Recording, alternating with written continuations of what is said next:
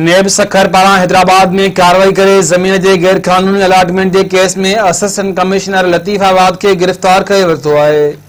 Anti corruption Sukkur की team Hyderabad में छापो हयो, जंहिं दौरान असिस्टेंट कमिश्नर एजाज हालेपुर के गिरफ्तार करे वरितो। उन ॾिस में एसपी एंटी करप्शन मुनीर खोड़ चयो त 2012 में असिस्टेंट कमिश्नर एजाज हालेपुर सखर में मुक़ररी दौरान सरकारी ज़मीन के रिकॉर्ड में हेराफेरी करे नूर अहमद नूनारी और गुलाम मोहम्मद नूनारी के अलाट कई हुई। उन चयो एजाज अहमद हालेपुर 2012 में न्यू तहलका सखर में मुख्तियार तौर मुक़रर थियल हो।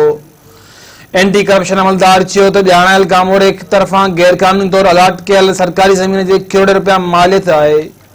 उन ॾिस में सरकारी ज़मीन के हेराफेरी जो केस असिस्टेंट कमिश्नर समेत 5 माण्हुनि ख़िलाफ़ दाख़िल किया वियो आहे।